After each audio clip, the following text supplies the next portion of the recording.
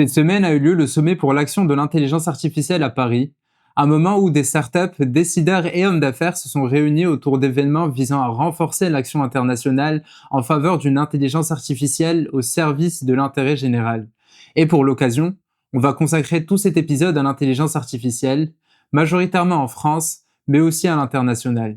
Hello à tous et bienvenue dans ce lundi levé, épisode où on revient sur toute l'actualité startup de la semaine. Emmanuel Macron a annoncé que 109 milliards d'euros d'investissements privés seront injectés dans l'IA française et les premiers investissements ont déjà été dévoilés. Le fonds d'investissement émirati MGX a annoncé en début de semaine investir approximativement 50 milliards de dollars pour développer le plus gros data center d'Europe destiné à l'IA, avec une capacité de calcul d'1 gigawatt, en plus d'un pôle dédié à l'IA qui faciliterait également la recherche et des innovations dans le secteur. En plus des Émirats arabes unis, le Canada rejoint également la partie avec le fonds Brookfield qui promet pas moins de 20 milliards pour des data centers et infrastructures associées d'ici 2030, sans oublier le Royaume-Uni qui a pour ambition de créer le plus grand supercalculateur européen sur le sol français. 10 milliards de dollars seront investis via Fluidstock.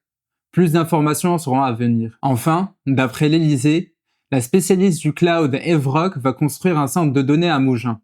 L'investissement sera de 4 milliards d'euros. Et bien sûr, on ne peut pas parler des investissements en France sans mentionner les acteurs français. Xavier Niel souhaite mettre plus de 3 milliards dans la technologie via ses centres de données. Mistral AI a également profité de ce sommet pour lancer son application et son agent conversationnel, le chat, qui a rapidement grimpé les places pour atteindre la première dans l'App Store. Arthur Mensch, le PDG de Mistral, a annoncé vouloir lui aussi créer des supercalculateurs en France. Le premier sera en Essonne et sera nommé Eclairion, et un deuxième devrait suivre très rapidement. Et les deux PDG ont également décidé de joindre leurs forces en offrant à tous les utilisateurs de Free 1 an d'accès au Chat Pro, modèle le plus performant d'assistant IA de Mistral. Le sommet a également été marqué par des discussions sur les tensions mondiales concernant le développement rapide de l'IA, les préoccupations énergétiques et les divergences sur la gouvernance. Dans ce sens, une déclaration intitulée « Déclaration sur l'intelligence artificielle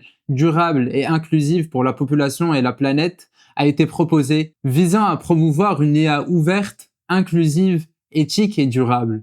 Elle a été signée par 61 pays, dont la France, la Chine et l'Inde. Cependant, les États-Unis et le Royaume-Uni ont choisi de ne pas signer cette déclaration. Le vice-président américain J.D. Vance a exprimé des réserves concernant une régulation excessive de l'IA, estimant qu'elle pourrait freiner l'innovation et nuire à une industrie en plein essor. Le gouvernement britannique a également refusé de signer la déclaration, invoquant des préoccupations liées à la gouvernance mondiale et à la sécurité nationale. Un porte-parole du Premier ministre Keir Starmer a déclaré que le Royaume-Uni n'adhère qu'à des initiatives qui sont dans son intérêt national et a souligné l'importance de tester et de comprendre l'IA avant de la réglementer, afin d'éviter des restrictions excessives. En dépit de ces désaccords, le sommet a permis de souligner l'importance d'une coopération internationale pour le développement d'une IA plus responsable et bénéfique pour l'ensemble de la société. Selon le premier baromètre de l'IA réalisé par JFD, les femmes représentent seulement 25% des effectifs dédiés à l'IA en France. C'est un peu mieux que la moyenne mondiale de 22%,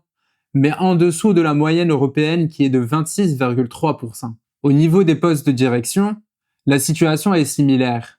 24% des responsables IA siégeant au comité exécutif en France sont des femmes, contre 29% en Europe. Le secteur de la finance et de l'assurance se distingue avec une parité presque atteinte, affichant 51% des femmes à ces postes. Et ces chiffres montrent qu'il y a encore beaucoup à faire pour atteindre la parité dans le domaine de l'IA en France. Enfin, OpenAI va franchir une étape majeure en développant sa propre puce d'intelligence artificielle in-house. La conception de cette puce devrait être finalisée dans quelques mois, avec une production assurée par TSMC utilisant une technologie de 3 nanomètres. La production en série est prévue pour 2026. À noter que l'équipe en charge de ce projet chez OpenAI est dirigée par Richard Ho, un ancien ingénieur de Google, et a récemment doublé ses effectifs pour atteindre 40 personnes. En développant sa propre puce, OpenAI vise à améliorer l'efficacité de ses modèles IA et à réduire sa dépendance aux fournisseurs externes comme Nvidia. Cette semaine a aussi été marquée par plusieurs levées par des startups françaises. La tech Smile Wanted, un SaaS de filtrage publicitaire, a levé 10 millions d'euros auprès d'Elevation Capital Partners et de BPI France. Grâce à son offre technologique innovante, Smile Wanted permet aux annonceurs et aux agences de diffuser leur publicité sur des milliers de médias premium à l'échelle internationale avec un niveau de ciblage granulaire et contextuel, apportant aux éditeurs des opportunités de monétisation uniques. Netri, une deep tech développant des organes sur puce, a inauguré sa première usine et a annoncé cette semaine avoir levé 5 millions d'euros auprès de plusieurs investisseurs comme Clery, Trevice Participation ou Polygon. Grâce à son nouvel outil industriel, Netri entend imposer ses organes sur puce comme un maillon clé de la filière française du biomédicament. Son innovation incluse dans des plaques de silicone high-tech permet de reproduire les influx nerveux d'un organe lorsqu'il est mis au contact d'un composé. Exeter, une start-up spécialisée dans le vélo reconditionné, vient de lever 1,6 million d'euros auprès du fonds Sport et Performance Capital de ses Venture Partners. Cette première levée va permettre à la start-up d'accélérer son développement en renforçant son modèle hybride,